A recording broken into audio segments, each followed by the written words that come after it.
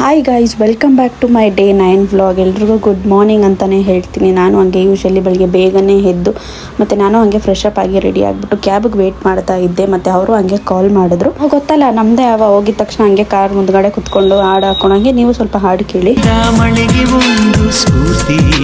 ಹಾಡು ಕೇಳ್ಕೊಂತ ಹಂಗೆ ನಾನು ಆಫೀಸ್ಗೆ ರೀಚ್ ಆದೆ. ಸೊ ಇವತ್ತು ತುಂಬ ಕೆಲಸ ಇದ್ದಿದ್ದು, ನಾನು ಹೋಗಿ ಸ್ವಲ್ಪ ಹಂಗೆ ಬೇಗ ಲಾಗಿನ್ ಆಗಬೇಕಾಗಿತ್ತು.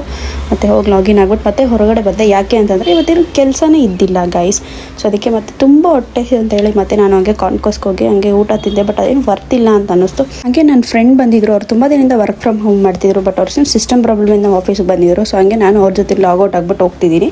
ಗಾಡಿ ಯಾರು ಓಡಿಸಿದ್ದೀರಾ ಅಂತ ಯೋಚನೆ ಮಾಡ್ತಿದ್ದೀರಾ? ನಾನಲ್ಲ, ಅವರು. ನಾನು ಓಡಿಸಿದ್ರೆ ಯಾವುದೋ ಲಾರಿ ಕೆಳಗಡೆ ಇರಬೇಕಿತ್ತೇನೋ.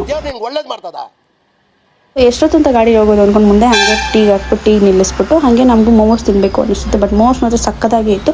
ಕೊನೆಗೆ ಇದು ನಮ್ಮ ರೆಗ್ಯುಲರ್ ಸ್ಪಾಟು ಲೆಮನ್ ಟೀ ಮಾತ್ರ ಸಕ್ಕದಾಗಿರುತ್ತೆ ಆ ಸ್ಪಾಟಲ್ಲಿ ಅಂತಲೇ ಹೇಳ್ತೀನಿ. ಸೊ ಹಾಗೆ ಕೊನೆಗೆ ಮನೆಗೆ ಹೋಗ್ತಾ ಇದೀವಿ. ನಾನು ಹಾಗೆ ಮನೆಗೆ ರೀಚ್ ಆದೆ. ಬಟ್ ನಾನೇನು ಊಟ ಮಾಡೋಕ್ಕಾಗಿಲ್ಲ, ಬಿಕಾಸ್ ಆಚೆ ಊಟ ಜಾಸ್ತಿ ಆಗಿತ್ತು ಅಂತ. ನಮ್ಮಮ್ಮ ಯಾಕೆ ಹಿಂಗೆ ಎದ್ದು ಲೆಮನ್ ಜ್ಯೂಸ್ ಕುಡಿತಿದ್ದಾರೆ ಅಂತ ಯೋಚನೆ ಮಾಡ್ತಿದ್ದೀರಾ? ನೋಡಿ ಗೈಸ್, ಟೈಮು 11:54. ಈ ಟೈಮಲ್ಲಿದ್ದು ನಮ್ಮಮ್ಮ ಜ್ಯೂಸ್ ಕುಡಿತಿದ್ದೀರಾ. ಅದು ನಿದ್ದೆಗಣ್ಣಲ್ಲೇ ಕುಡಿತಾರೆ. ಎಳೆ ಮಗು ಆಗಿದ್ದಿದ್ರೆ ಓಕೆ.